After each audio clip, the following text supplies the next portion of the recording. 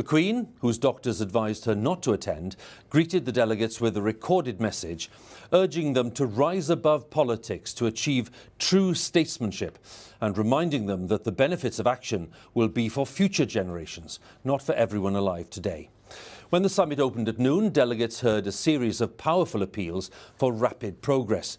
Boris Johnson said that humanity had long since run down the clock on climate change. It was now 1 minute to midnight, he said. The Prime Minister of Barbados, Mia Mottley, warned that following a path of greed and selfishness would lead to destruction. And the UN chief, Antonio Guterres, said that countries were digging their own graves by failing to act on climate change. Among the goals being discussed here are ending the use of coal, phasing out petrol-powered cars and reversing the process of deforestation. Our first report on events in Glasgow is by our political editor, Laura Kuensberg. A red London bus, electric of course, with a skirl of Scottish pipes. The royals on the steps, the Prime Minister, the host. A full-on UK display. The leaders of the world, the guests, here to be addressed by the 95-year-old monarch. Even if not in person, she's seen plenty of their type before. It has sometimes been observed that what leaders do for their people today is government and politics. But what they do for the people of tomorrow, that is statesmanship. I, for one, hope that this conference will be one of those rare occasions where everyone will have the chance to rise above the politics of the moment and achieve true statesmanship. It is the hope of many that the legacy of this summit, written in history books yet to be printed, will describe you as the leaders who did not pass up the opportunity. We none of us will live forever. But we are doing this not for ourselves, but for our children and our children's children, and those who will follow in their footsteps. Ask me where I'm going. But there's the glittering reception in a Glasgow landmark, then the other conference. Welcome to Glasgow.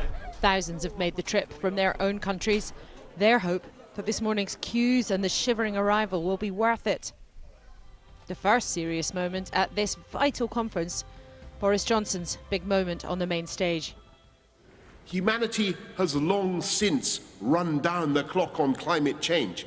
It's 1 minute to midnight on that doomsday clock, and we need to act now. The leaders of some of the biggest polluters, China, Russia and Turkey, haven't shown keeping much more than a social distance. The anger and the impatience of the world will be uncontainable unless we make this COP26 in Glasgow the moment when we get real about climate change. They will not forgive us. They will know that Glasgow was the historic turning point when history failed to turn. The platform also for those people whose way of life is at grave risk right now. The earth is speaking. She tells us that we have no more time. The UK is the host to a rainbow of nearly 200 countries and wants them all to promise to cut their own carbon emissions, and the wealthier to cough up more towards the $100 billion pot to help poorer countries go green. There is a real sense of purpose here, but it will be a long fortnight, as President Biden and the other leaders must be all too aware. And not all of them are as enthusiastic as the West with wealthier populations, whether Brazil... Sempre fomos parte da solução, não do problema. With some new promises today, or a slower approach from the Indian Prime Minister, who says his mega economy will balance carbon emissions with absorbing greenhouse gases by 2070. 2070 tak. 20 years later than Boris Johnson wants. But the mood in Glasgow is perhaps darkening towards those who are dragging their feet. In 2 generations' time, they will be remembered for this fortnight. They could have been brilliant in everything else they've done, and they will be cursed if they don't get this right.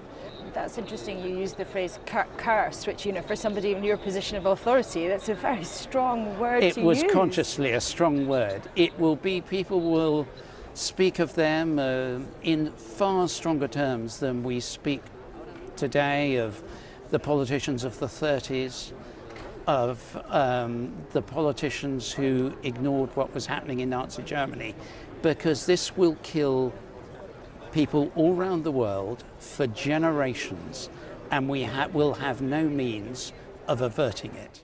He later apologised for making the comparison to the Nazi genocide. Number 10 stepped down, commenting on the nature of those claims, but said there's no doubt about the seriousness of the climate challenge. It's only day one of a discussion. It's already taken more than 2 decades, but the consequences of Glasgow's conversation will be felt far longer than that.